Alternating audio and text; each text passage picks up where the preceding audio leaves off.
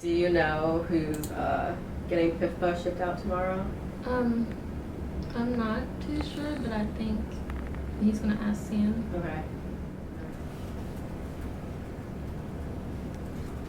My name is Kelly Battle, and I am the manufacturing engineer for Smith's Detection.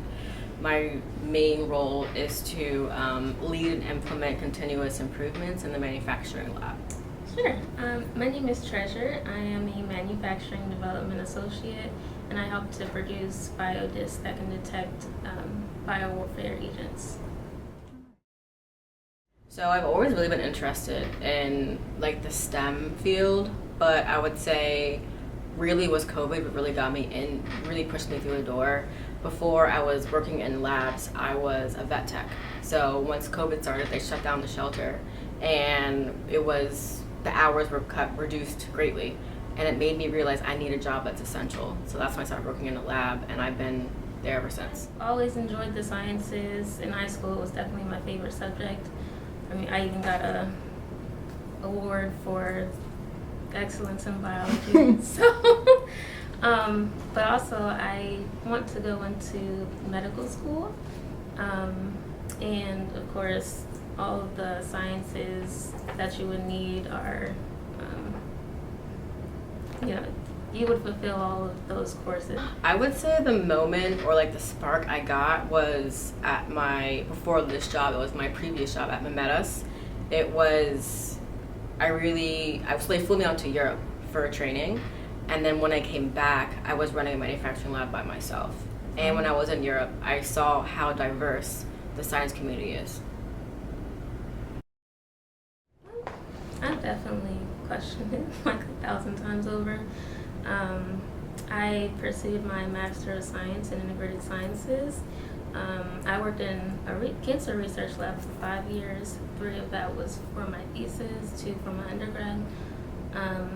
And you start a project, you ask a question that nobody's asked before, you design the experiment, and you start on it. And then you find out, oh, that's not working, or you get a snag here and there. You have to restart. And it can be really difficult. At times you ask yourself, like, can I do this? Do I actually belong in this field? On top of that, when you have faculty members who've been in the science field for years and they have all this knowledge, they can be intimidating. And when they ask you questions, why did you measure the data that way? Why are you doing this? Why are you doing that? When they ask those questions, you question yourself. Yeah, so a time that I hit a major roadblock was when I got laid off from my second time, which was from IMET. In that company, I loved it. I thought that was going to be like my last job, essentially. And then, and I wasn't there for a year. So when they laid me off and I had accomplished so much, I pushed myself so hard, it was a huge, huge blow. And I was super discouraged, but I knew at that point I just have to keep trying. And that is, unfortunately, the biotech industry. Well, the political climate right now is not embracing science. And that scares me because you can see it in the job market, you can see it in schools.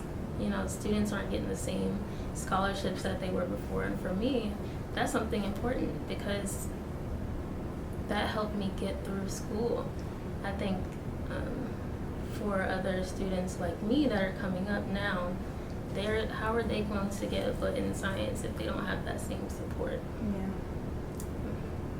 So I would say the biggest hope for me is ending all animal testing. One of the companies I worked for, they were animal advocates, so we didn't use any animal products in anything. So I think for me that was really cool to see that not all biotech, big pharma companies are using animals to test. There are other ways to go about in testing, and that really interested me also, the cell culture. That's when I was like, wow, I think in vitro for me and what I've seen in the data is more reliable and consistent than in vivo.